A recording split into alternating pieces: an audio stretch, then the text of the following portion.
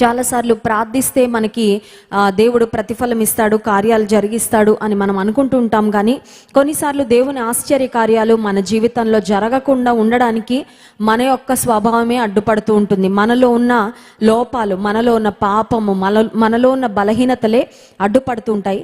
యేసుక్రీస్తు ప్రభు మత్తయి సువార్త 18వ అధ్యాయంలో ఆయన శిష్యులను ఉద్దేశించి చెప్పిన కొన్ని ప్రాముఖ్యమైన అంశాలను ఈ ఉదయకాల సమయంలో మనం ధ్యానం చేసుకుందాం. Gospel of Matthew chapter 18, let's read from verse 1. మత్తయి సువార్త 18వ అధ్యాయము మొదటి వచనం నుండి కొన్ని వచనాలు మార్చి చదువుకుందాం. ఆ కాలమున శిష్యులు యేసునొద్దకు వచ్చి, పరలోక రాజ్యములో ఎవడు గొప్పవాడని అడుగగా,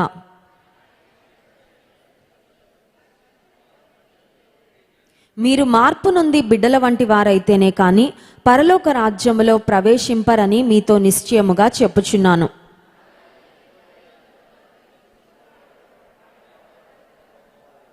5వ వచనం, మరియు ఇలాంటి ఒక బిడ్డను నా పేరట చేర్చుకొనువాడు నన్ను చేర్చుకొనును. చాలండి. యేసయ్య కొన్ని మాటలు చాలా స్ట్రెస్ చేసి చెప్పేవారు, నిశ్చయంగా మీతో చెప్పుచున్నానని. యేసయ్య చెప్పిన ఏ మాట కూడా లైట్గా మనం తీసుకోవడానికి అవకాశం లేదండి. కొంతమంది అనుకుంటారు దేవుని వాక్యంలో ఎన్నో మాటలు ఉన్నాయి, కొన్ని మాత్రం నాకు నచ్చినవి, నాకు ఇష్టమైనవి, నాకు ఈజీగా ఉండేవి నేను పాటించి, కొంచెం డిఫికల్ట్గా ఉండేవి లేకపోతే కొంచెం కాంప్లికేటెడ్గా ఉండేవి, కొంచెం నేను ఇబ్బంది పడాల్సినవి ఏమైనా ఉంటే అలాంటివి ప్రక్కన పెట్టేద్దాము. చూడండి, చేపలు తింటూ ఉంటాం కదా, ఫిష్ కర్రీ చేసుకుంటున్నప్పుడు మనకు ఒక అనుభవం ఉంటుంది. చేపల్లో కనుక బోన్స్ ఉంటే, ముళ్ళు ఉంటే, ఆ ముళ్ళని మనం ప్రక్కన పెట్టేస్తాం కదండి. ఎందుకంటే అవి డైజెస్ట్ అవ్వవు, అవి నోట్లో ఒకవేళ వెళ్తే అవి స్టక్ అయిపోయి మనకి ఇబ్బంది అవుతుంది. కొన్నిసార్లు ప్రాణం కూడా పోయే అంత ప్రమాదం వస్తుంది. కాబట్టి చేప తింటున్నప్పుడు ముళ్ళు పక్కన పెట్టేస్తూ ఉంటాం. కొంతమందికి ఇది బాగా అలవాటు అయిపోద్ది. అదేంటంటే వాక్యం చదువుతున్నప్పుడు బాగా టేస్టీగా, చాలా ఇష్టంగా, మంచిగా అనిపించిన వాక్యాలు మాత్రం తీసుకొని కొన్ని కఠినంగా, కొంచెం కష్టంగా అలాంటివి ఉంటాయి, చేపల ముళ్ళు పక్కన పెట్టినట్టు వాటిని పక్కన పెట్టేస్తూ ఉంటారు అనమాట. ఇది నాకు సంబంధం కాదు, ఇది నాకు కాదు, ఇది కొంచెం చేయడం కష్టము, ఇది మరీ ఇంపాసిబుల్, ఇంత ఆత్మీయ స్థితికి నేను ఎప్పటికి ఎదుగుతానులే, అప్పుడు చూసుకుందాంలే, ఈ మాట నా కొరకు కాదు, లేకపోతే వారి కొరకు, వీరి కొరకు అని కొన్ని మనం బైబిల్ పోర్షన్స్, కొన్ని వాక్య భాగాలు మనం ఎక్స్క్లూడ్ చేసేస్తూ ఉంటాం. దేవుని వాక్యంలో అలా మనం ప్రక్కన పెట్టడానికి ఏది కూడా లేదండి. హల్లెలూయా.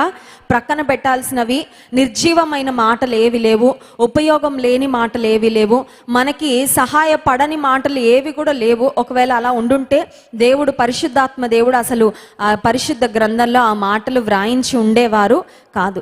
యేసుక్రీస్తు ప్రభువారు ఈ లోకంలో చెప్పిన బోధలు ఆశ్చర్యపరిచాయంట. ఆయన బోధలు వినడానికి చాలామంది వస్తే ఆయన మాట్లాడిన మాటలకు వారు ఆశ్చర్యపడ్డారంట. యేసుక్రీస్తు ప్రభు 12 సంవత్సరాల వయసులో ఆయన యెరూషలేము దేవాలయములో పెద్దలతో కూర్చొని మాట్లాడుతూ ఉన్నారు. He was talking about the scriptures, he was discussing the scriptures. దేవుని వాక్య భాగాలను ఆయన మాట్లాడుతూ ఉన్నప్పుడు పెద్దలందరూ ఆశ్చర్యపోయారంట. ఎందుకంటే ఇంత చిన్న వయసులో ఇంత జ్ఞానం ఎక్కడి నుంచి వచ్చింది? చాలాసార్లు లోకరీతిగా మనం ఆలోచిస్తే ఒక వ్యక్తికి జ్ఞానం ఎప్పుడు వస్తుందంటే వయసును బట్టి జ్ఞానం వస్తుంది కదండి. వయసు పెరిగే కొద్దీ వయసులో వారు పొందుకున్న అనుభవాలు, వారు పొందుకున్న ఎక్స్పీరియన్సెస్ని బట్టి they gain knowledge and wisdom through experiences. అందుకే వయసులో పెద్దవాళ్ళని ఎప్పుడు కూడా మనం వాళ్ళ దగ్గర కూర్చుని కొన్ని మాటలైనా వినడానికి ప్రయత్నం చేయాలి. చాలాసార్లు యవనస్తులు, చిన్నపిల్లలు అనుకుంటారు పెద్దోళ్ళంతా అవుట్డేటెడ్, మేమంతా అప్డేటెడ్ అనుకుంటారు కదండి. పెద్దోళ్ళేమో అవుట్డేటెడ్, మేమేమో అప్డేటెడ్. ఇప్పుడు జరుగుతున్న సంగతులు, ఇప్పుడు టెక్నాలజీ గురించి పెద్దోళ్ళకి ఎవరికి తెలియదని వాళ్ళ లెక్క చేయరు. కానీ ఒక మాట చెప్పనివ్వండి, మీ కుటుంబంలో పెద్దలైన వారు, వారి తల్లిదండ్రులు అయి ఉండొచ్చు, గ్రాండ్ పేరెంట్స్ అయి ఉండొచ్చు, ఒకవేళ అమ్మమ్మలు, నానమ్మలు, తాతయ్యలు అయి ఉండొచ్చు. వాళ్ళ దగ్గర ఉన్న జ్ఞానము చాలా అమూల్యమైనది, డబ్బుతో కొనుక్కోలేనంత విశేషమైన జ్ఞానం వాళ్ళకు ఉంటుంది. ఎందుకంటే జీవిత అనుభవాల సారం నుండి వారు జ్ఞానాన్ని పొందుకుంటారు. వారి యొక్క ప్రార్థనలు, వారితో సమయం గడపడం కూడా చాలా చాలా ఆశీర్వాదం. అందుకని try to spend some time, at least busy స్కెడ్యూల్లో ఈ రోజుల్లో ఇంట్లో ఒకరితో ఒకరికి గడపడానికి అవకాశం ఉండట్లేదు కదండి. పక్కపక్కనే కూర్చొని ఎవరి ప్రపంచంలో వాళ్ళు ఉంటున్నారు, అవునా కదా? ఇంతకుముందు ఇంటికి వచ్చిన తర్వాత కుటుంబం అంతా కలిసి స్నాక్స్ తినేవాళ్ళు, లేకపోతే భార్య భర్తలు చక్కగా కూర్చొని టీ తాగుతూ ఈరోజు జరిగిన విషయాలేంటి, నీ ఉద్యోగ స్థలంలో ఏం జరిగింది, ఇంట్లో ఏం జరిగింది, వచ్చిన ఫోన్ కాల్స్ ఏంటి, లేకపోతే బంధువుల పరిస్థితి, ఇవన్నీ చక్కగా కూర్చొని మాట్లాడుకునేవారు. ఇప్పుడు ఈ సెల్ ఫోన్లు రావడం వల్ల మనుషుల మధ్యలో అగాధం చాలా పెరిగిపోయింది. ప్రక్కనే కూర్చుంటున్నారు కానీ ఒక్కొక్కరు ఒక్కొక్క గ్యాడ్జెట్ వేసుకొని కూర్చుంటున్నారు. కొడుకు టీవీ చూస్తాడు, కూతురు సెల్ ఫోన్ చూస్తుంది, భర్త ఒక ఫోను, భార్య ఇంకేదో పనిలో ఉంటుంది. సో మనుషులు ప్రక్కనే ఉంటున్నారు కానీ వారి మధ్యలో అగాధం పెరిగిపోతా ఉంది, వారి మధ్యలో డిస్టెన్స్ పెరిగిపోతా ఉంది. ప్రక్కనే ఉన్న కుటుంబీకులతో చాలాసార్లు మనం కనెక్ట్ అవ్వలేకపోతున్నాం. అందుకని కొన్నిసార్లు మన జీవితంలో మనము ఫోన్ ఫాస్టింగ్ చేయాలి. ఏం ఫాస్టింగ్ అండి? ఫోన్ ఫాస్టింగ్ అంటే అర్థం ఏంటంటే, ఈరోజు ఈ 4 గంటలు ఇంకా అసలు నేను సెల్ ఫోన్ ముట్టుకోకుండా కాసేపు ప్రక్కన పెడితే ప్రార్థన చేసుకోవడానికి మనకు సమయం దొరుకుతుంది, వాక్యం చదువుకోవడానికి సమయం దొరుకుతుంది, కుటుంబీకులతో మాట్లాడడానికి, వారితో వారి విషయాలు తెలుసుకోవడానికి, సమయం గడపడానికి మనకి కొంచెం టైం దొరుకుతుంది. కాబట్టి కొన్నిసార్లు మనం ఫోన్ ఫాస్టింగ్ చేయాలి. సరే, పెద్దల దగ్గర చాలా జ్ఞానము ఉంటుంది, పెద్దలతో కూర్చొని సమయం గడపడం చాలా మంచిది. ఎందుకంటే వారి దగ్గర నుండి అమూల్యమైన విషయాలు ఎన్నో మనము నేర్చుకుంటూ ఉంటాం. పెద్దలకు ఇవ్వవలసిన గౌరవం ఖచ్చితంగా మనము ఇవ్వాలి. దేవుని వాక్యం కూడా సెలవిస్తుంది, పిల్లలారా పెద్దలకు లోబడి ఉండండి. పిల్లలారా అంటే వయసులో పిల్లలే కాదు, జీవితంలో ఎంత పెద్ద వయసుకు వచ్చినా మనకంటే పెద్దలు ఎవరో ఒకరు ఉంటారు కదండి. మనకంటే పెద్దలు, వయసులో దేవుడు పెట్టిన పెద్దలు, ఆత్మీయంగా దేవుడు ఉంచిన పెద్దలకు లోబడి మనము ఉన్నప్పుడు ఖచ్చితంగా మన జీవితంలో ఆశీర్వాదాన్ని, దీవెనను పొందుకుంటాం. సో పెద్దలు వారి అనుభవాల ద్వారా వారికి వచ్చే జ్ఞానం ఒకటి. ఇంకొకటి ఏంటంటే, చదువుకున్న వారికి కూడా చాలా జ్ఞానము ఉంటుంది. చాలా మంది బాగా చదువుకున్న వారి ముఖం చూడగానే మనకు అర్థమవుతుంది వీళ్ళు చాలా వైజ్. చదువుకొని వారు కొన్నిసార్లు వారి ముఖం చూడగానే మనకు అర్థమైపోతూ ఉంటుంది. ఎందుకంటే వారికి జ్ఞానం లేకపోతే వారి ముఖంలోనే అది కనబడుతూ ఉంటుంది. జ్ఞానం ఎవరికి ఎక్కువ ఉంటుందో వారి ముఖంలో ఒక రకమైన ప్రకాశత, ఆ బ్రిలియన్స్, ఆ ఇంటెలిజెన్స్ అనేది ముఖంలోనే మనకి కనబడుతూ ఉంటుంది. ప్రసంగి గ్రంథంలో మాట ఉంటుంది కదా, జ్ఞానవంతుని యొక్క ముఖానికి వాని జ్ఞానమే ఒక తేజస్సుని ఇస్తుంది అనే మాట వాక్యంలో కూడా మనం గమనిస్తాం. అయితే యేసుక్రీస్తు ప్రభు ఈ లోకంలో జీవించినప్పుడు ఆయన కన్నా వయసులో చాలా పెద్దగా ఉన్నవారు కూడా ఆయన మాటలను బట్టి ఆశ్చర్యపడ్డారు. ఎందుకంటే ఆయన సామాన్యమైన మనుషుడు కాదు కాబట్టి, ఆయనకి ఏదో పుస్తకాలు చదివి వచ్చిన జ్ఞానం కాదు ఆయన జ్ఞానము, లేకపోతే ఆయన వయసును బట్టి వచ్చిన జ్ఞానం కాదు, కానీ ఆయన దేవాతి దేవుడే మానవ రూపంలో ఈ లోకానికి వచ్చారు కాబట్టి ఆయన యొక్క మాటలు దైవికమైన మాటలు, పరలోక రాజ్య సంగతులు యేసయ్య బోధిస్తూ ఉంటే ఆయన యొక్క బోధకు ఆయన చుట్టూ ఉన్నవారు ఆశ్చర్యపోయారు. అయితే యేసయ్య యొక్క బోధలో కొన్ని మాటలు మనం చాలా జాగ్రత్తగా గమనిస్తే, ఆయన నిశ్చయముగా మీతో చెప్పుచున్నాను, ష్యూర్లీ ఐ టెల్ యూ అంటే అర్థం ఏంటంటే, ఈ మాటలలో ఇంకా మీరు అనుమానించాల్సిన అవకాశము లేదు, ఈ మాటలు ఖచ్చితంగా మీరు పాటించాలి అని స్ట్రెస్ చేయడానికి కొన్నిసార్లు యేసయ్య నిశ్చయముగా మీతో చెప్పుచున్నాను అని యేసయ్య పలికిన మాటలు చాలా ఉన్నాయి. బట్ ఇక్కడ వాక్య భాగంలో యేసయ్య ఒక మాట అన్నారు. ఆ మాట ఏంటంటే చూడండి, నిశ్చయముగా మీతో చెప్పుచున్నాను అని చెప్పిన మాట 3వ వచనంలో, మీరు మార్పు నొంది బిడ్డల వంటి వారైతేనే కానీ పరలోక రాజ్యములో ప్రవేశింపరని మీతో నిశ్చయముగా చెప్పుచున్నాను. ఈ లోకంలో ఏమున్నా లేకపోయినా పరలోక రాజ్యానికి మాత్రం మనం వెళ్ళాల్సిందే కదండి. We cannot miss heaven. ఈ భూమి మీద పలానా రెస్టారెంట్కి వెళ్ళలేదండి, ఆ భోజనం మిస్ అయ్యారంటే ఏం పర్వాలేదు. పలానా బట్టలు కట్టుకోలేదండి, ఇది చాలా బాగుంటాయండి అంటే పర్వాలేదు, అది మంచి బట్టలు కట్టుకోకపోయినా పెద్ద నష్టం లేదు. లేకపోతే టేస్టీ ఆహార పదార్థాలు ట్రై చేయకపోయినంత చేత దానివల్ల మనకేం నష్టం లేదు. కానీ పరలోక రాజ్యాన్ని మాత్రం మనం మిస్ అవ్వడానికి అవకాశము లేదు. అయితే యేసయ్య అన్నారు, మీరు మార్పు నొంది చిన్న పిల్లల వంటి వారైతేనే కానీ పరలోక రాజ్యములో ప్రవేశించరు అని యేసయ్య చాలా క్లియర్గా చెప్పారు. యేసుక్రీస్తు ప్రభు వారి యొక్క బోధలలో ముఖస్తుతి ఎక్కడ మనం చూడమండి. మనుషులు బాధపడతారేమో అని ఆయన తేనె పూసి మాటలు ఎక్కడ మాట్లాడలేదు. యేసయ్య యొక్క మాటలు చాలా క్లియర్గా ఉండేవి, చాలా స్పష్టంగా ఉండేవి, చాలా స్ట్రెయిట్గా కూడా ఉండేవి. Jesus spoke words with truth ఆయన సత్యాన్ని పలికాడు. ఆయన ఎక్కడ కూడా మనుషుల్ని మెప్పించాలని కానీ, మనుషులను సంతోషపెట్టాలని కానీ, మనుషుల ముందు ఒకటి వెనకాల ఒకటి, లేకపోతే అక్కడ ఉన్నవారు ఈ మాటలు చెప్తే బాధపడతారేమో అని ఆయన ఎక్కడ కూడా ఆయన నోరు మూసుకొని ఉన్న సందర్భాలు మనము చూడం. అందుకే వాక్యాలు మనం చూస్తాం, నిజమైన స్నేహితుడు ప్రేమించి గాయము చేయును అని. ఒకవేళ నీవు నిజంగా ఎవరైనా ప్రేమిస్తుంటే వారు దారి తప్పిపోతే నువ్వు ఖచ్చితంగా నోరు తెరిచి వారికి చెప్తావు. You will tell them that they are in the wrong వే.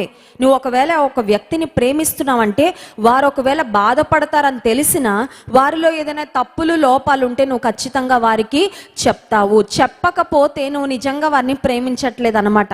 ఈ రోజుల్లో సమాజం ఎలా ఉందంటే, ఎవరు ఎలా పోతే నాకేంటండి, ఎవరు ఎలా పాడైపోతే నాకేంటండి, ఎవరు ఎలా అక్రమంగా జీవిస్తే నాకేంటండి, అందరికీ నేను మంచి దానిలా ఉండాలి, అందరి దగ్గర మంచి పేరు తెచ్చుకోవాలి, అందుకని మెచ్చుకొని మాటలే చెప్తాను కానీ కొన్నిసార్లు ఎవరైనా తప్పుడు మార్గంలో వెళ్తే నేను మాట్లాడను అనుకుంటూ ఉంటారు చాలామంది.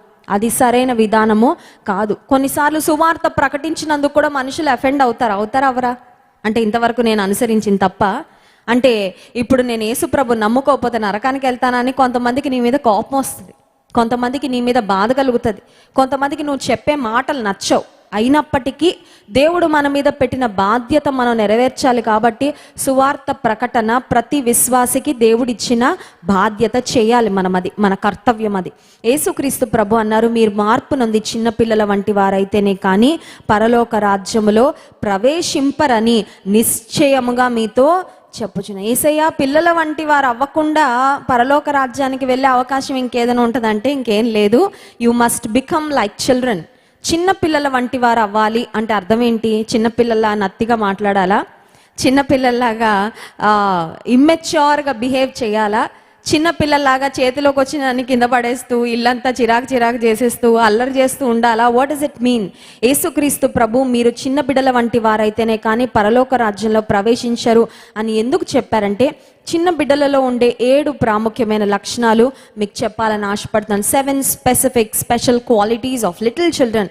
చిన్న పిల్లల్లో మనకు కనిపించే చాలా ఉన్నాయి చెప్పుకోవాలంటే, కానీ సమయాన్ని బట్టి 7 ప్రాముఖ్యమైన అంశాలు మీ జ్ఞాపకం చేసి నేను ముందుకు వెళ్ళాలని ఆశపడుతున్నాను. చిన్న బిడ్డలలో మనం గమనించినట్లయితే ఒక రకమైన అమాయకత్వం కనబడుతుంది, అవునా కదా? They don't know it all. వాళ్ళకి అన్నీ తెలియదండి. ఒక రకమైన, ఒక మాటలు చెప్పాలంటే ఒక నిష్కలంకమైన, ఒక కల్మషం లేని, ఒక అమాయకంగా పిల్లలు ఉంటారు కదా, వాళ్ళకి ఏం చెప్తే అది చాలా ఈజీగా నమ్మేస్తుంటారు. You can see that innocence. వాళ్ళలో కుటిలత్వం కానీ లేకపోతే వారిలో కుళ్ళు కానీ ఇలాంటివి ఏవి కూడా చిన్న బిడ్డల్లో మనం చూడము. We can see innocence in children.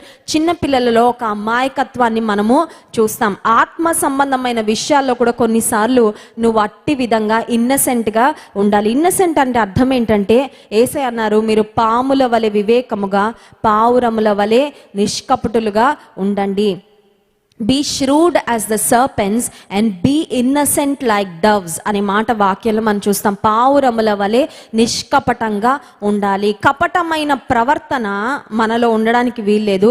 కపటంగా ప్రవర్తించే వారితో కూడా మనం ఉండడానికి వీలు లేదు. చాలాసార్లు చూడండి, మనలో కపటమైన ప్రవర్తన లేకపోయినా కొన్నిసార్లు కపట ప్రవర్తన కలిగిన వారితో సహవాసం చేయడం వలన తెలియకుండానే వారి లక్షణాలు మనకు అబ్బుతూ ఉంటాయి.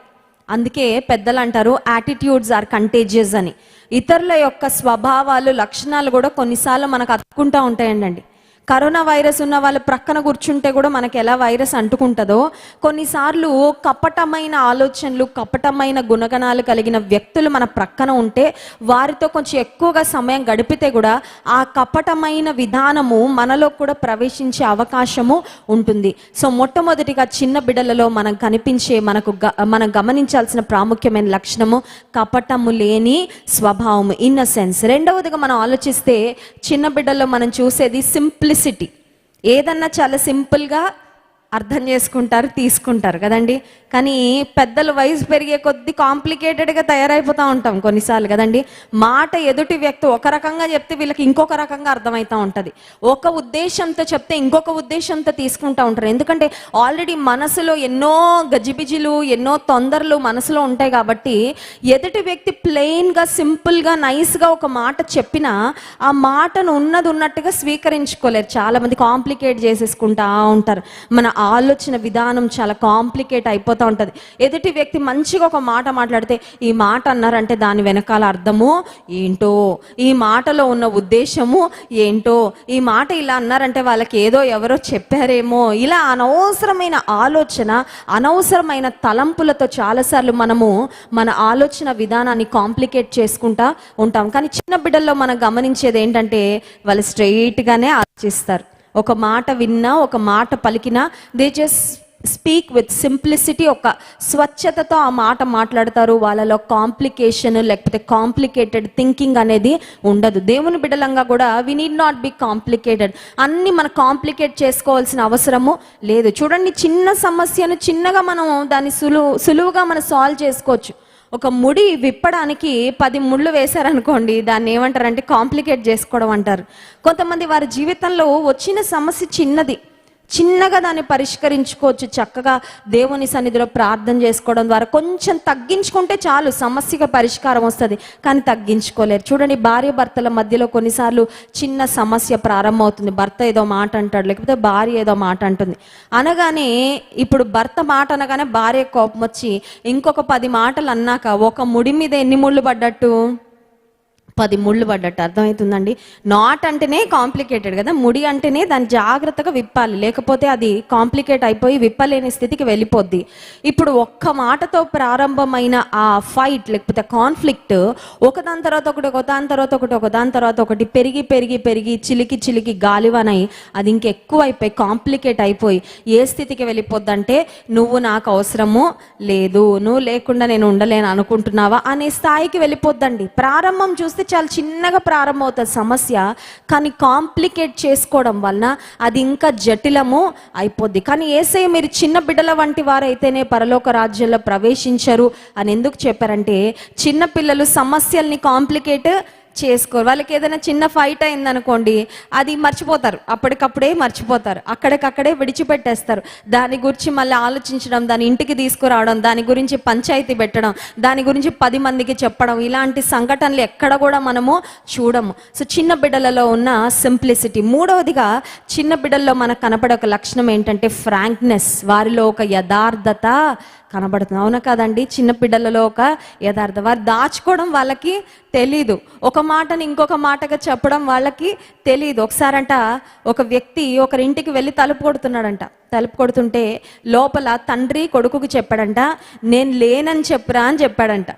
తలుపు కొడుతున్నారా ఎవరో, వాళ్ళతో నాకు ఇప్పుడు మాట్లాడడం ఇష్టం లేదు, బహుశా అప్పులు ఆయన అయింటాడు, ఇప్పుడు నా దగ్గర డబ్బులు ఇవ్వడానికి నా దగ్గర డబ్బులు లేవు, సో నాన్న లేడు అని చెప్పి పంపించాడంట.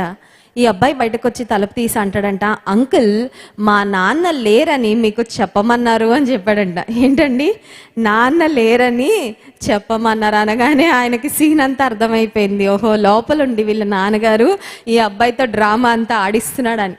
చూడండి, చాలాసార్లు మనము యథార్థత కలిగి ఉండము, కానీ చిన్న బిడ్డలలో ఒక యథార్థత కనబడుతుంది. పాస్టర్ గారు చెప్తా ఉంటారు కదా, ఒకసారి ఒక దైవ సేవకుడు ఒక ఆమె ఇంటికి భోజనానికి పిలిచిందంట. దైవజనం మా ఇంటికి రావాలి, మీరు భోజనం చేయాలి, మీకు మేము ఆతిథ్యం ఇవ్వాలనుకుంటున్నాము అంటే, ఆ పాస్టర్ గారు సరే వారు భోజనం సిద్ధపరుస్తామని చెప్పారు కదా అని వారి ఇంటికి వెళ్ళారంట. ఇంటికి వెళ్ళగానే ఈ పాస్టర్ గారు వెళ్ళి హాల్లో కూర్చుంటే వాళ్ళ ఇంట్లో ఉన్న బాబు వచ్చి అంటున్నాడంట, గుర్రంలాగా తింటారంటండి ఆయన మీరేనా అని అడిగాడంట. అంటే బహుశా భార్య భర్తలు మాట్లాడుకున్నారేమో, ఆ పాస్టర్ గారు కొంచెం ఎక్కువ భోంచేస్తారు అని. ఆ మాట పాపం ఆ అబ్బాయి మనసులో ఉండిపోయి మళ్ళీ ఎవరి దగ్గర వచ్చి చెప్తున్నాడండి, పిల్లల ముందు ఏం మాట్లాడుకుంటున్నాం చాలా జాగ్రత్తగా ఉండాలి, అట్లని పిల్లలు లేనప్పుడు కుటిలమైన మాటలు మాట్లాడుకోవాలని చెప్పట్లేదు, కానీ యథార్థత చాలా చాలా ప్రాముఖ్యం. ఇంకొక మాటలు చెప్పాలంటే, నీవు రహస్యమందు మాట్లాడుకుంటున్న మాటలు, లేకపోతే తలుపులు వేసినప్పుడు నువ్వు సెల్ ఫోన్లో చేసే కాన్వర్జేషన్స్, ఎవరికి వినపడకుండా మనం మాట్లాడుకునే మాటలు, ఒకవేళ అవి బహిర్గతమైనప్పటికీ నాకే ఇబ్బంది ఉండదండి అనే మాటలే మాట్లాడాలి తప్ప, నువ్వు మాట్లాడుకున్న మాటలు ఒకవేళ బయటకు వస్తే నువ్వు తలదించుకునే పరిస్థితికి వస్తుంది అంటే మాత్రం ఆ మాటలు మనం మాట్లాడడానికి యోగ్యమైన మాటలు కాదు.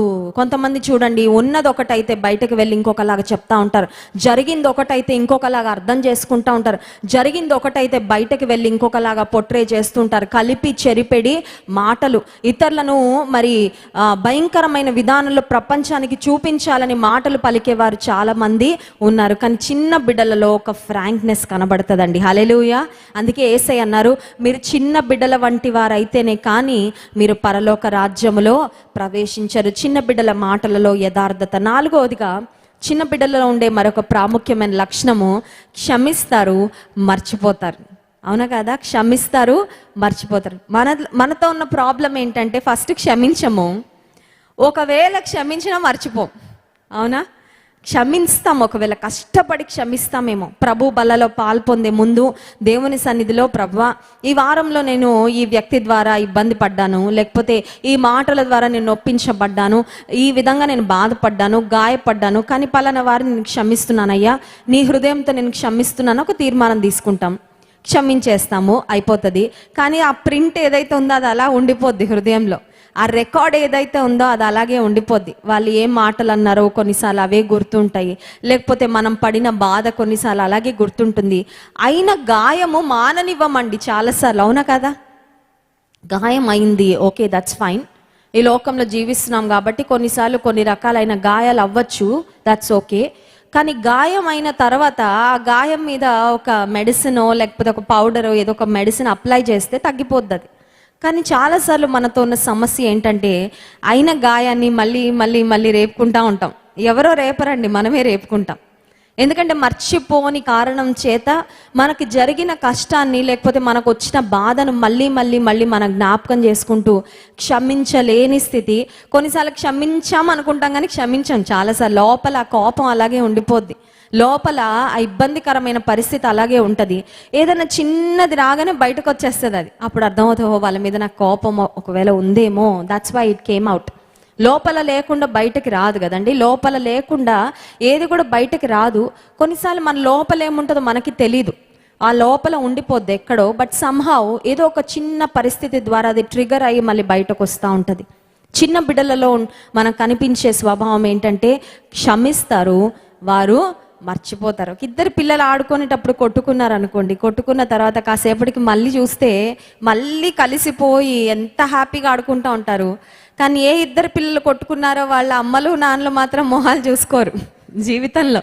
మీ వాడండి మా అమ్మాయిని కొట్టాడండి, మీ వాడు మా వాడిని కొట్టాడు కదా, ఇంకా మీతో మాకు సంబంధము లేదు అని పేరెంట్స్ పెట్టుకుంటారు గ్రడ్జెస్. కానీ పిల్లలు పెట్టుకోరు. ఎందుకంటే పిల్లలలో క్షమించే మర్చిపోయే లక్షణం. దేవుని బిడ్డలుగా శుక్రవారం ప్రార్థనకు మనం వచ్చాము.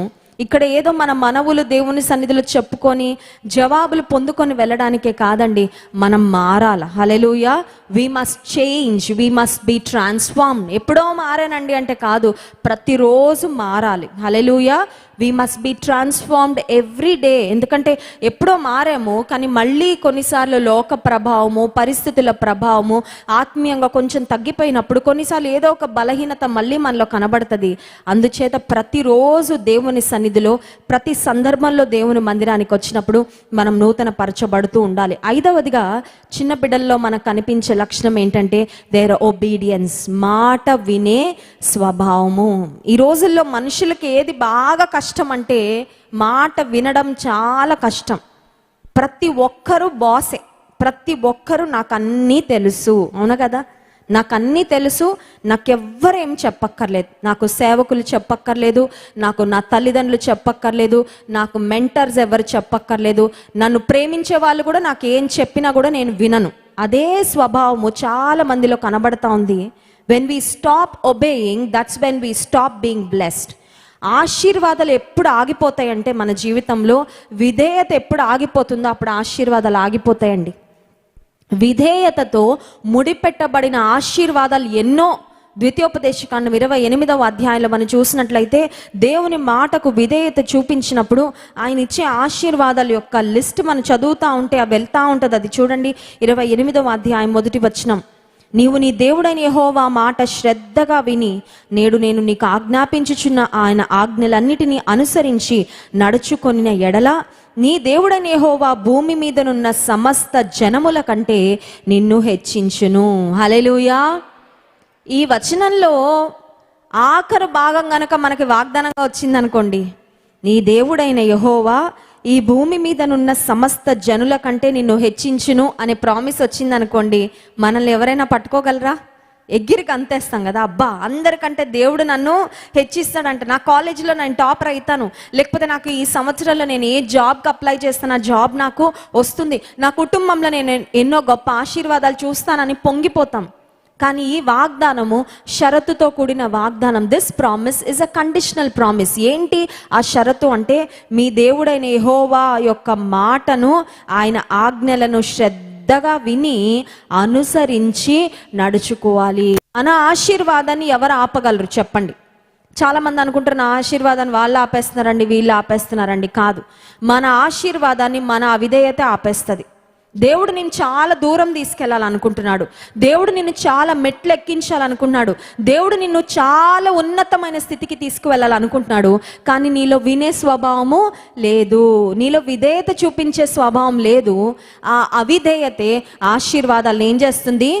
ఆపేస్తుంది. అన్నీ తెలుసు అనుకుంటున్నావా? అంతే, నీ నష్టానికి నువ్వే ఒక ప్రారంభం పలుక్కున్నావు అన్నమాట. కొంతమంది అనుకుంటారు నాకు అన్నీ తెలుసు అనుకుంటే నువ్వు తప్పటి అడుగు ఖచ్చితంగా వేస్తావు. కొంతమంది విశ్వాస జీవితంలో అనుకుంటారండి, వాళ్ళు పడిపోయారు వీళ్ళు పడిపోయారు కానీ నేను మాత్రం పడిపోను అనుకున్నావా, నువ్వు పడిపోతావు, ఖచ్చితంగా పడిపోతావు.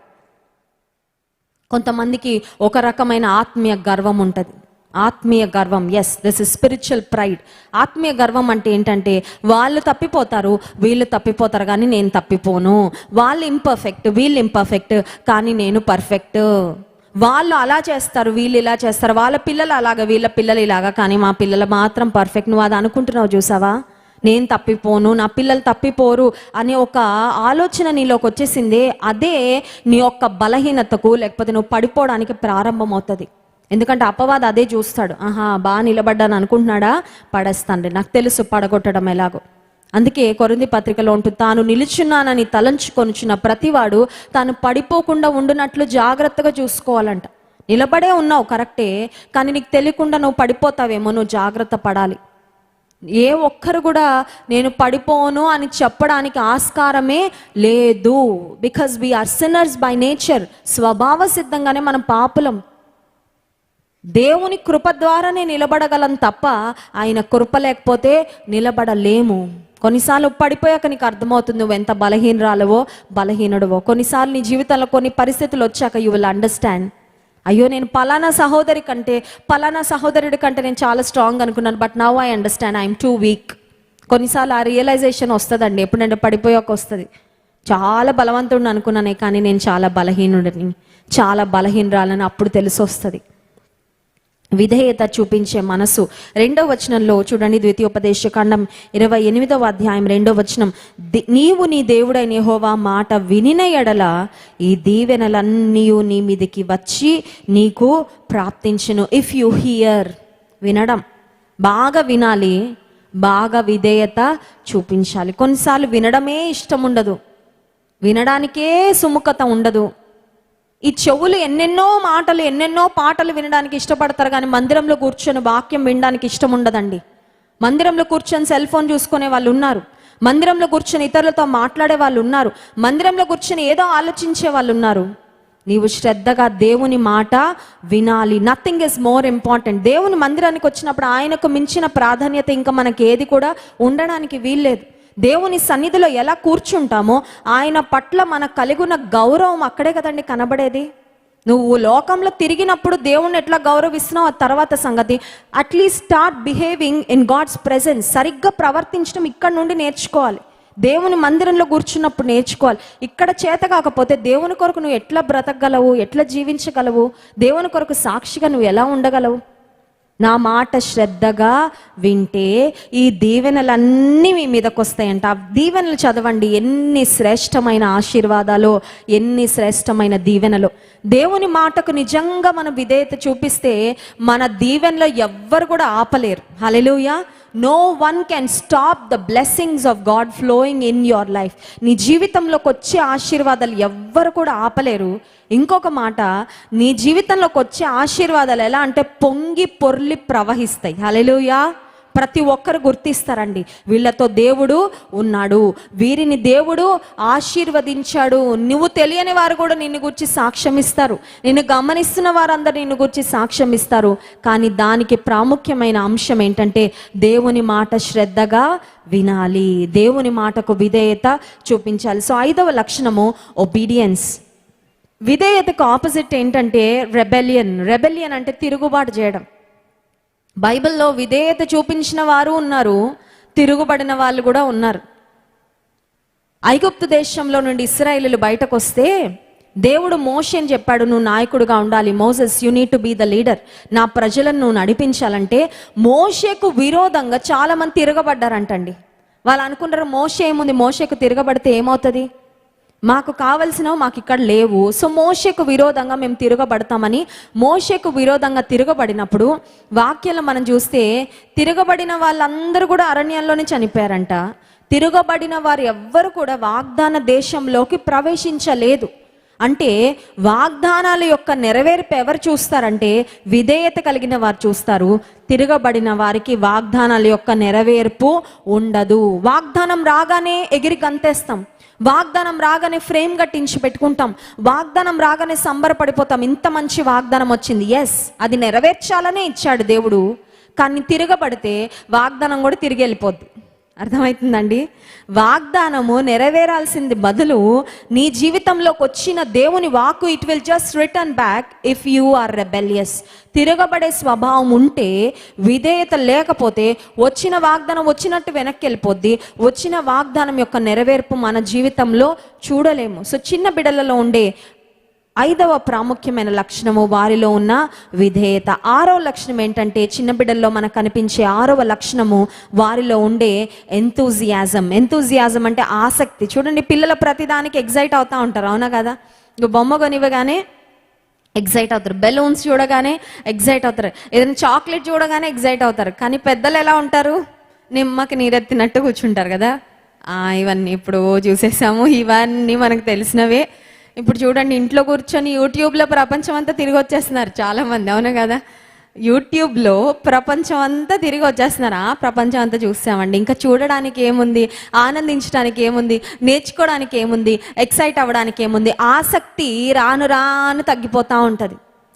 దేవుని వాక్యం సెలవిస్తుంది, మీరు ఆసక్తి విషయంలో మాంద్యులు కాకూడదు. Do not lose your interest. నీకు దేవుడు ఏ పని అప్పగించాడో ఆ పనిలో నువ్వు ఆసక్తిని విడిచిపెట్టద్దు. కొన్నిసార్లు దేవుని పని చేయడం ప్రారంభించిన తొలి దినాల్లో చాలా ఆసక్తి ఉంటుంది. దేవుడు నాకు ఈ పని అప్పగించాడు, నా పని ఇది, నేను చెయ్యాలి, నేను నా బాగా నమ్మకంగా చేయాలని ఒక ఆసక్తి ఉంటుంది. రాను రాను ఏమైపోతూ ఉంటుందంటే ఆసక్తి తగ్గిపోతాం. కొన్నిసార్లు దేవుని నుండి అద్భుత కార్యాలు పొందగానే ఎంతో ఆసక్తిగా స్తుతిస్తాం. రాను రాను ఆశీర్వాదాలు అలవాటైపోయి ఏమవుతూ ఉంటుందంటే థ్యాంక్స్ చెప్పడం మర్చిపోతూ ఉంటాం. వచ్చేస్తున్నాయి కదండి, ఆశీర్వాదాలు వచ్చేస్తున్నాయి, మేలు జరిగేస్తూ ఉన్నాయి. ఇంకా వాటి విషయంలో స్తుతించడానికి కూడా ఆసక్తి తగ్గిపోద్ది. దేవుని కొరకు పని చేయడంలో ఆసక్తి తగ్గిపోద్ది. దేవుని ఆరాధించడంలో ఆసక్తి తగ్గిపోద్ది. దేవుని కొరకు వాడబడాలన్న ఆసక్తి తగ్గిపోద్ది. ప్రార్థన చేయాలన్న ఆసక్తి కూడా తగ్గిపోద్ది. ఆ మధ్యలో ఒక సిస్టర్ నాకు చెప్తున్నారు, అమ్మ చాలా దూరంలో ఉండేవాళ్ళం క్రైస్ట్ వర్షిప్ సెంటర్కి. అప్పుడు టైంకి వచ్చేసేదాన్ని వర్షిప్కి, ఏ సర్వీస్ కూడా మిస్ అయ్యేదాన్ని కాదు. అదేంటో తెలియదమ్మా, పక్క వీధిలోనే ఇల్లు కొనుక్కున్నాం, ఇప్పుడు ఎందుకో టైంకి రాలేకపోతున్నాను, మిస్ అయిపోతున్నాను అంటే చెప్పాను. దూరంగా ఉన్నప్పుడు ఆసక్తి ఎక్కువ ఉంది, దగ్గరికి రాగానే ఏమైపోయింది ఆసక్తి? ఫెమిలియారిటీ బ్రీడ్స్ కంటెన్షన్ అంటారు. అందుకే కొంతమంది అంట మనకి దగ్గరగా కనబడితే, దగ్గరగా దొరికేస్తే వాళ్ళ విలువ అర్థం కాదంట. దేవుని సన్నిధి కొన్నిసార్లు మనకు అందుబాటులో ఉన్నప్పుడు, దేవుడు సమీపంగా ఉన్నప్పుడు కొన్నిసార్లు ఆయన విలువ చాలా మందికి తెలియదు. ఆయన దొరకని స్థితికి వెళ్ళిపోతే అప్పుడు కొంచెం ఆసక్తి ఉండేదేమో. 17 కొండలు ఎక్కాలి, హిమాలయాలు ఎక్కాలి, అప్పుడే దేవుడు కనబడతాడంటే ఉంటుంది కొంతమందికి ఆసక్తి. మందిరంలోకి రండమ్మా, దైవ దర్శనం కలుగుతుంది, దేవుడు మిమ్మల్ని దర్శిస్తాడు, ఆశీర్వదిస్తాడు, మీతో మాట్లాడతాడు. ఇక్కడే కదండి ఎప్పుడైనా వెళ్ళొచ్చులేండి, ఇక్కడే కదండి ఎప్పుడైనా ప్రార్థన చేసుకోవచ్చులేండి. ఎప్పుడైనా వింటాడండి ప్రార్థన? వింటాడమ్మా. దేవుడికి టైమింగ్స్ లేవు, అర్ధరాత్రి అయినా వింటాడు, పగలైనా వింటాడంటే పగలనుకుంటుంది రాత్రి ప్రార్థన చేసుకుంటానని, రాత్రి అనుకుంటుంది పగల వింటాడు కదా దేవుడు, ఇప్పుడు ఎందుకులే ప్రార్థన రేపు పొద్దున్న చేసుకుందామని. అర్థమవుతుందండి? చాలాసార్లు ఆసక్తి రాను రాను కొంతమందికి తగ్గిపోతూ ఉంటుంది. ఆశీర్వాదాలు ఆగకుండా నీ జీవితంలోకి ప్రవహించాలంటే నీ ఆసక్తిని కూడా నువ్వు ఎప్పటికప్పుడు రెన్యూ చేసుకోవాలి. హల్లెలూయా. ఆసక్తిని ఎప్పటికప్పుడు మళ్ళీ పెంపొందించుకుంటూ ఉండాలి. You must encourage your self. ఎందుకు దేవుని మందిరానికి మాటి మాటికి రావాలి, ఎందుకు ఉపవాస ప్రార్థనలో పాల్పొందాలంటే చల్లబడిపోకుండా. ఒకప్పుడు బాగా వేడిగా ఉన్నాం దేవుని కొరకు, ఒకప్పుడు చాలా రోషం కలిగి ఉన్నాం దేవుని కొరకు, కానీ రాను రాను ఏమైపోతుందంటే నులివెచ్చని స్థితి వచ్చేస్తుంది. కొంతమంది ఐస్ గడ్డల్లాగా అయిపోయారు. చూడండి, ఐస్ గడ్డలు ఎలా ఉంటాయండి? అలా చల్లగా ఉంటాయి కదా. కొంతమందికి ఎంత వాక్యం వింటున్నా కూడా, ఎంత అగ్ని వంటి దేవుని వాక్యం వారిని దర్శిస్తున్నా వారి స్థితి అలాగే ఉంటుంది. Because they frozen too much. బాగా ఐస్ లాగా అయిపోతే అది మళ్ళీ నీరు అవ్వడానికి చాలా టైం పడుతుందండి. It will take time. ఆత్మీయ జీవితంలో నీకు ప్రతి ప్రసంగం నీ హృదయాన్ని కదిలిస్తుందంటే నువ్వు బాగానే ఉన్నావు అనమాట. నీకు ఎన్ని ప్రసంగాలు వింటున్నా నీకు ఏ కదలిక రావట్లేదు, you don't feel anything in your heart. నీ హృదయంలో నాకు కాదులేదు, ఎవరికోలే, వాళ్ళకిలే, వీళ్ళకిలే అన్నట్టు కూర్చుంటున్నావు అంటే మేబీ యూ హ్యావ్ ఫ్రోజన్. గడ్డగట్టిపోయావేమో, ఒక ఐస్ లాగా అయిపోయావేమో. అందుకే నీకు మాటలు, దేవుని మాటలు ఎక్కట్లేదు. ఆసక్తి విషయంలో మాంద్యులు కాక ఆత్మయందు తీవ్రత గలవారై ప్రభువును సేవించుడు. సో పిల్లల్లో కనబడే 6వ లక్షణము వారిలో ఉన్న ఆసక్తి. 7వ అంశం ఏంటంటే చిన్న బిడ్డలలో మనం చూసే నమ్మకం, ట్రస్ట్. పిల్లలలో ఒక నమ్మకం ఉంటుంది తల్లిదండ్రుల మీద, అవునా కదా? మనం ఏదైనా సిరప్ వేస్తుంటే ఇది నన్ను చంపేయడానికి వేస్తున్నారని అడగరు కదండి. మా అమ్మ నాన్న నాకు ఏదైనా ఇచ్చారంటే నాకు మంచికే అని నమ్ముతారు. ఒక చిన్న బిడ్డను తండ్రి గాల్లోకి ఎగరేసినా నన్ను పడేయడానికి మా నాన్న ఎగరేస్తున్నాడు అనుకోరు, నవ్వుతూ ఉంటారు, చక్కగా కేరింతలు కొడతా ఉంటారు. మా నాన్న నన్ను పట్టుకుంటాడు, I know I'm in safe hands, నేను క్షేమమైన చేతుల్లో, సురక్షితమైన చేతుల్లోకి వెళ్తానని ఒక నమ్మకం ఉంటుంది బిడ్డలకి. గుడ్డిగా మనం ఎక్కడికి పట్టుకొని వెళ్ళినా కూడా వచ్చేస్తారు మన వెనకాల చిన్నపిల్లలు, ఎందుకంటే వారిలో ఉండే నమ్మకం. ఒకసారి అంటే ఒక వ్యక్తి ఒక బ్రిడ్జ్ మీద నుండి ప్రయాణం చేసుకుంటూ వెళ్తున్నాడు. బ్రిడ్జ్ మీద నుంచి ప్రయాణం చేస్తూ వెళ్తున్నప్పుడు సడన్గా బ్రిడ్జ్ విరిగిపోయిందంట. విరిగిపోగానే ఆ బ్రిడ్జ్ మీద నుండి ఆ కింద ఒక నది ఉంటే ఆ నదిలో పడిపోబోతున్న సమయంలో ఒక చెట్టు కొమ్మ దొరికిందంట. చెట్టు కొమ్మ దొరికితే ఎలా పట్టుకుంటాడండి? గట్టిగా పట్టుకుంటాడు, ఎందుకంటే ప్రాణం పోతుందనే భయం. కిందేమో నది ప్రవహిస్తుంది, పైనేమో చెట్టు కొమ్మ, అది కూడా బలహీనంగా ఉంది, స్ట్రాంగ్గా లేదు. అది కొంచెం అయితే విరిగిపోయేలా ఉంది. ఇప్పుడు పైన ఎవరైనా ఉన్నారా అని గట్టిగా అరుస్తున్నాడంట.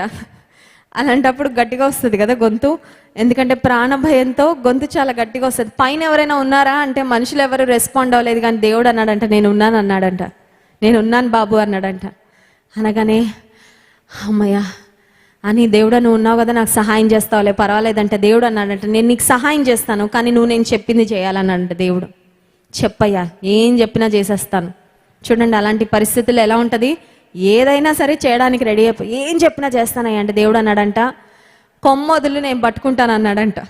నువ్వు కొమ్మ వదిలిపెట్టు, నేను నిన్ను పట్టుకుంటాను, నా చేతులు ఉన్నాయి నీ కింద, ఏం పర్వాలేదు, నీకు కనిపించట్లేదు, but I will hold you, నేను పట్టుకుంటా, కొమ్మ వదిలిపెట్టే అంటే ఇప్పుడు అంటున్నాడంటే ఇంకెవరైనా ఉన్నారా అంటున్నాడంట. ఏమంటున్నాడండి? ఇంకెవరైనా ఉన్నారా? అమ్మో, దేవుడు చెప్పిన సలహా చాలా కష్టంగా ఉంది, ఇది చేయాలంటే నాకు చాలా నమ్మకం కావాలి, నేను నా ప్రాణం కోల్పోయే అంత తీర్మానం మాత్రం తీసుకోలేను. I can't trust God too much. నమ్ముతాను కానండి, దేవుడిని మరి ఇంతలాగా అయితే నమ్మలేనండి.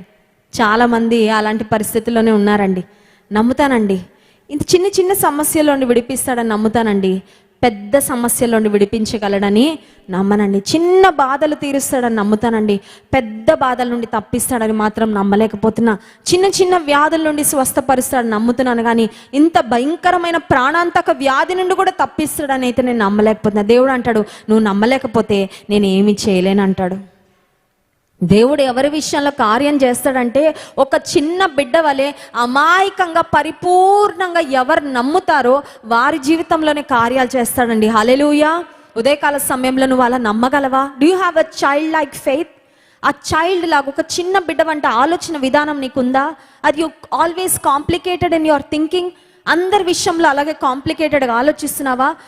మాటకు విధేయత చూపించలేని ధిక్కరించే స్వభావం ఒకవేళ ఉందా? క్షమించలేని స్థితిలో ఉన్నావా? మన బలహీనతలు ఏంటో దేవుని సన్నిధిలో కూర్చున్నప్పుడు చాలా సూటిగా దేవుడు మాట్లాడతాడు. ఎప్పుడైనా మాట్లాడాడండి మీతో? మాట్లాడాడు అన్నవారు ఒకసారి మీ చేయి చూపించండి. Yes, God speaks. దేవుడు మాట్లాడతాడు. ఇప్పుడు కూడా నేను ఈ మాటలు చెప్తూ ఉంటే కూడా దేవుడు మాట్లాడుతున్నాడు. మీతోనే కాదు, నాతో కూడా మాట్లాడుతున్నాడు. I can feel God speaking to me. ఎందుకు మాట్లాడతాడంటే మనం మారాలని మాట్లాడతాడు. విని వెళ్ళిపోవాలని మాట్లాడాడు దేవుడు. విని వెళ్ళిపోవాలనుకుంటే దేవుడు మాట్లాడాడు కదా. ఆయన మాటలకు మనం విలువ ఎప్పుడు ఇచ్చినట్లంటే, ఆయన మాటలకు మనము స్పందిస్తే, మార్చుకుంటేనే ఆశీర్వాదం, మార్చుకుంటేనే దేవునికి మన జీవితము ద్వారా ఘనత. యేసే అంటున్నాడు, మీరు మార్పు నొంది చిన్న బిడ్డల వంటి వారైతేనే కానీ దేవుని రాజ్యంలో, పరలోక రాజ్యంలో ప్రవేశింపరని నిశ్చయముగా మీతో. నేను ఇంకొక విధంగా చెప్పుకుంటే, మీరు మార్పు నొంది చిన్నపిల్లల వంటి వారైతే పరలోక రాజ్యంలో మీకు నిశ్చయముగా చోటుంది. హల్లెలూయా. చిన్న బిడ్డల వలె అవ్వడము ఇట్ ఈస్ అ ప్రాసెస్. అది ఇట్లా స్విచ్ లాగా ఇట్లా వేగానే చిన్న బిడ్డల్లాగా అయిపోం కదా. మెషిన్లో పంపించి మనల్ని స్విచ్ చేస్తే చిన్న బిడ్డల లాంటి మనసు వచ్చేది. It's not like a switch, but it's a process. అది ఒక ప్రాసెస్. అది టైం తీసుకుంటుంది, కొంచెం కష్టం. మనల్ని మనము మలుచుకోవాలా, కొన్నిసార్లు మనల్ని మనం తగ్గించుకోవాలి. యేసే చెప్పిన ఇంకొక మాట, ఆ ఒక్క మాట చదువుకొని ముగించుకుందాం. చూడండి 18వ అధ్యాయంలో 4వ వచనం. కాగా ఈ చిన్న బిడ్డ వలె తన్ను తాను తగ్గించుకొని వాడెవడు, వాడే పరలోక రాజ్యంలో గొప్పవాడు. చిన్న బిడ్డలలో ఉండే ఇంకొక ప్రాముఖ్యమైన లక్షణం యేసే ఇక్కడ చెప్పారు. అదేంటంటే, చిన్న బిడ్డలు ఏం చేస్తారంట?